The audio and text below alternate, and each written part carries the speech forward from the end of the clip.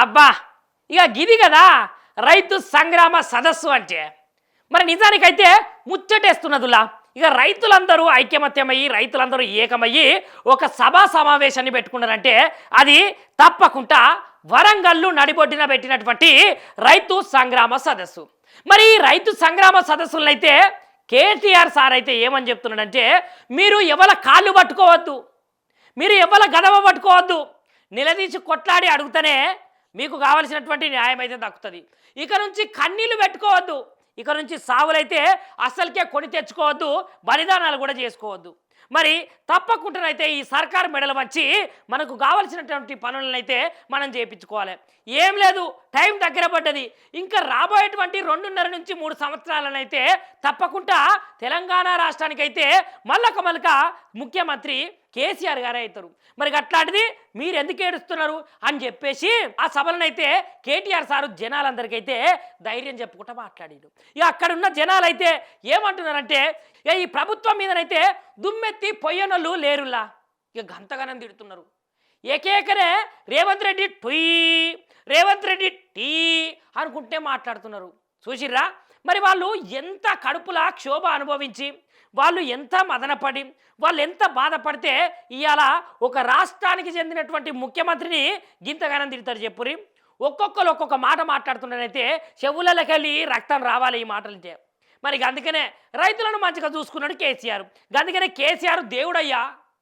కేసీఆర్ గారు ఉంటేనే మాకు రైతు బంధు సకాలంలో వచ్చింది, రుణమాఫీ అయ్యింది, మిషన్ భగీరథ వచ్చింది, పింఛన్ వచ్చింది, ఇట్లా చెప్పుకుంటూ పోతే బొచ్చడు పథకాల గురించి చెప్పారు. మరి కేసీఆర్ గారు పెట్టినటువంటి ఆ పథకాలు ఏవైతే ఉన్నాయో ఇప్పుడైతే అవి దరిదాపులకు కూడా తీసుకొచ్చే ప్రయత్నమే చేస్తున్నారు. వాటిని అయితే మొత్తానికే రూపి మాపిండు రేవంత్ రెడ్డి అని అక్కడ ఉన్నటువంటి రైతులు అయితే అంటున్నారు.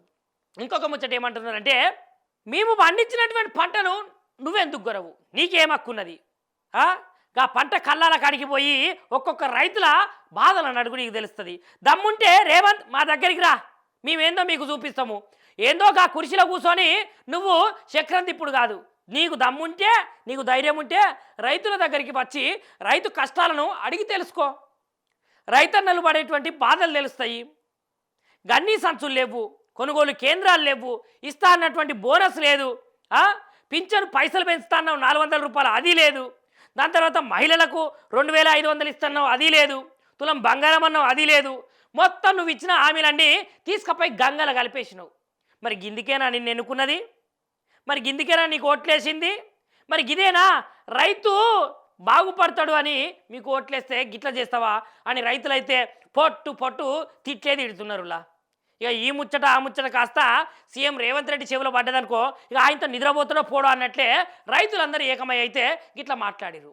మరి నిజానికి సంగ్రామ సదస్సు ఏదైతే బీఆర్ఎస్ పార్టీ ప్రతిష్టాత్మకంగా చేపట్టినటువంటి ఈ సంగ్రామ సదస్సులనైతే కేటీఆర్ సార్ అయితే ఒకటే ముచ్చట్లేవనెత్తిండు. రైతులకు ఇస్తా అన్నటువంటి డిక్లరేషన్ ఏమైంది? రైతు డిక్లరేషను మీరే ఇస్తా అన్నారు కదా రాహుల్ గాంధీని అయితే తీసుకొని వచ్చి.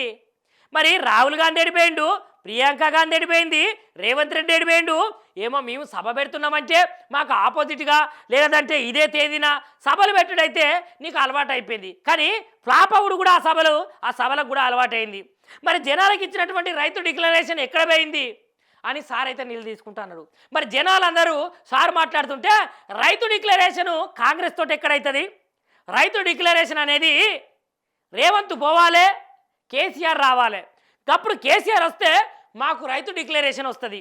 రైతుల కళ్ళల్లా ఆనందం చూస్తాం, ఎండిపోయిన భూములల్లా పచ్చని పంట పొలాలను చూస్తాం, ఎండిపోయిన భూములల్లా మళ్ళా నీళ్ళు వారి ధాన్య రాసులను చూస్తాం అని జనాలు అయితే అంటున్నారులా.